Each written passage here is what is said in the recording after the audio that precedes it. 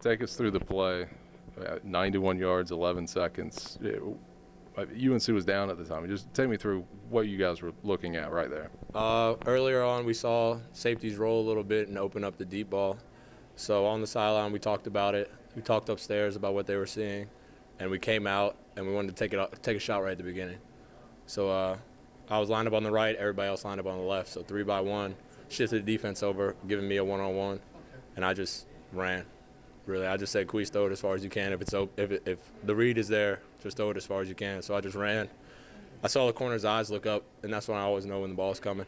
So I ran a few more steps, turned, and the ball was a little bit out of reach. So I just put my head back down, ran, caught it, almost fell, caught my balance, and off to the races. As far as the play, did you guys set that up on offense? It seemed like the first real deep ball that was thrown all game. Yeah, the deep ball was there all game, but it was it's hard to set it up when you got run game that's working or pass plays that are working that are shorter that you can get just chunks of yards. So that was the first opportunity that we really just said, let's just take a shot and see what happens. So it worked out. It seemed that was a huge game-changing type moment offense. I mean, really fed off of the defense also, and then the crowd as well. Yeah, it's always good to get the crowd going because the crowd feeds off us, we feed off the crowd. So it kind of works both ways. If we're dead on the sidelines, they'll be dead in the stands. So that kind of got everybody going, got the student section going, and it kind of circles around everybody, and it gets everybody going. I think I saw something that's the longest touchdown pass in maybe UNC history. Did you know that? How's that? No, I just third longest in UNC history, and then the longest by a UNC player in Keenan Stadium. Oh well, that's great. I just catch the ball and run. So yeah, if it was 5 yards or if it was 91, that's the same to me. A little bit about you started on special teams last year. Also, your kind of expansion as a wide receiver, as a big play wide receiver in this offense. Yeah, it's good to get a part of the offense too. I still love special teams. I mean, that's always going to be my main focus because special teams is something that if you can do it right, you don't even need to put the offense on the field. If you can return every kick, there's no need for the offense. But being an offensive weapon is also something that I take a lot of pride in because my dad played receiver, and Coach Brewer, Coach Fedora, all the coaches expect a lot from me, both special teams and at receiver. So if I can make plays there, it just helps out. I can do better on some things, but yeah, I had fun. So that was the main focus of me, having fun and partying with the guys out on the field.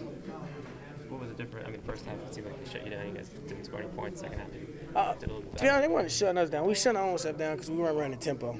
Tempo is a big part of our game, and we knew we had to push the tempo. And with those guys, the schemes and blitzes, they was going to get off track somewhere and somehow. And we found ways to make plays and keep pushing tempo. And you see guys on their knees, and you seeing guys faking hurt, and we just kept pushing. And we found a gas and we found some energy just to keep moving in the second half.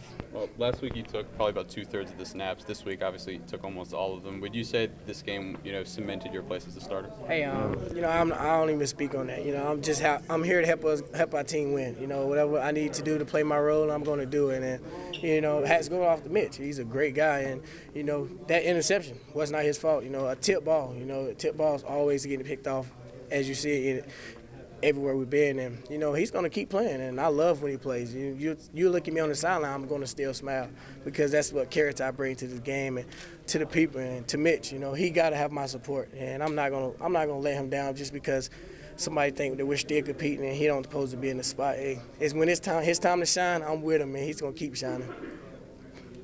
What allowed you to get so much more running room in the second half?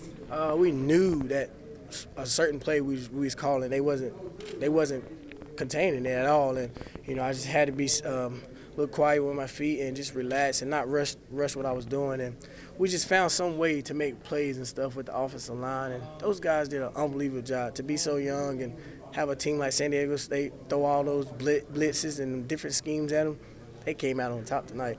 With Landon going down, can you talk about how much of an adjustment it was for the line kind of mid-game? Our freshman came in to play a spot, and he did a phenomenal job. And it came out, and he bounced back. And, Landon's he's doing good now. And it was tough, because that's my guy. And we've been together for like 5 years. And I knew he's always the one to get the gas going on the offensive line. But, Crowley stepped out as the center, and he kept pushing the tempo. And he kept telling those guys, let's get behind me so we can go.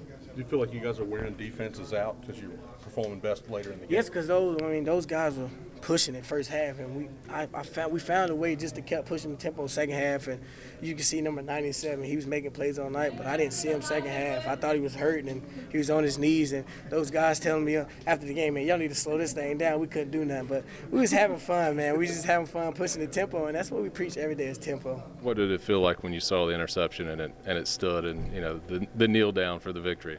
I can't even explain that feeling. It's probably one of the best feelings of my life, actually. I mean, I never won a game like that. I mean, I was so excited. I mean, I was just so happy for us. I mean, we worked so hard, and just to see that pay off and us to get that victory, I mean, it was a great feeling. You also had your first Carolina touchdown. How'd that feel?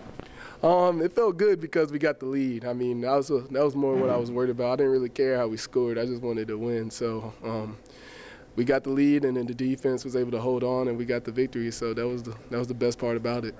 It seemed like you guys really got rolling on offense there in the second half. Was there something you guys were able to change at halftime? Was it just attitude, energy? What was that? I just think we stayed positive, and then eventually, even though negative things come, the positivity we created just overcame that. I think that's something we also focus on, just staying positive through all the bad things that happen throughout the game, and eventually things open up for us, and we get the plays, and you see what happens, and we get victory. So, I mean, it was real good. It seemed like the crowd was really into it there. I mean, able to feed off that energy.